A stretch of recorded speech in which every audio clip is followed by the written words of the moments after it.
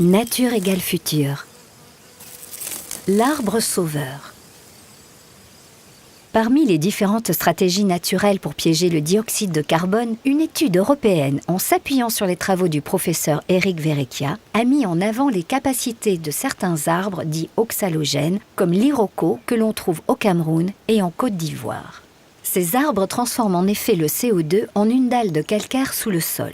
En utilisant cette propriété, qui améliore également la qualité des sols, on peut aussi imaginer et mettre en place des projets novateurs d'agroforesterie. Dans le cadre des arbres oxalogènes, la photosynthèse aboutit notamment à la formation d'acides oxaliques ou oxalates qui vont ensuite être mobilisés au niveau des racines de l'arbre. Donc cet acide oxalique va être ensuite utilisé par différents micro-organismes du sol, à la fois des bactéries et des champignons, de telle sorte que cet oxalate soit décomposé en ions carbonates. Et ce sont ces ions carbonates qui vont se complexer avec des ions calcium pour former du carbonate du calcium. C'est le nom savant du calcaire en fait. Donc ce carbonate du calcium précipite et se retrouve sous forme solide dans le sol et s'accumule au fil du temps. C'est un processus intéressant en termes de séquestration de carbone, puisque un arbre tel que l'arbre iroko, par exemple, peut séquestrer ou stocker 21 kg de CO2, de dioxyde de carbone par an. Cette dalle de calcaire peut rester dans le sol jusqu'à des milliers, voire des centaines de milliers d'années. Donc c'est vraiment un stockage du carbone à très très long terme. Cette technologie de séquestration du carbone est très intéressante puisqu'elle est très simple à mettre en œuvre, donc c'est une technologie à bas coût. Enfin, cette voie oxalate-carbonate améliore la qualité des sols en termes de fertilité. Donc ça signifie qu'un tel procédé, en plus de séquestrer du carbone, permet de mettre en place tout un système d'agroforesterie autour de l'arbre oxalogène. En s'appuyant sur ce principe, l'association Biomimicry Europa et le cabinet Greenloop ont créé le projet Arbre Sauveur en Haïti. Le but de ce projet est de mettre en place un programme de reforestation et d'agriculture autour du noyer maya, un arbre que l'on trouve en Amérique centrale.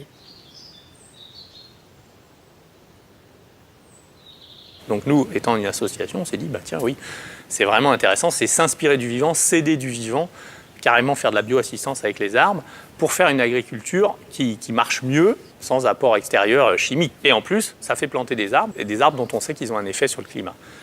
On voulait travailler avec des associations qui plantaient déjà des arbres dans le pays. Donc on a eu la chance d'en trouver deux en Haïti qui étaient branchés là-dessus, et dont une toute petite association fondée par un Haïtien et une Américaine qui en fait avait déjà introduit quelques noyers mayas, sans savoir qu'il était oxalogène. C'est a priori celui qui a le plus gros potentiel oxalogène pour l'Amérique latine. Mais le principal intérêt pour Haïti en ce moment, c'est l'aspect nourricier. C'est donc qu'il produit des petites noix, mais qui ne sont pas ce que nous on appelle des noix. L'intérêt, c'est la graine dedans qui peut être séchée. Elle peut être séchée comme du café, par exemple, sur des bâches. Donc c'est des choses que les Haïtiens, les Cubains connaissent par cœur.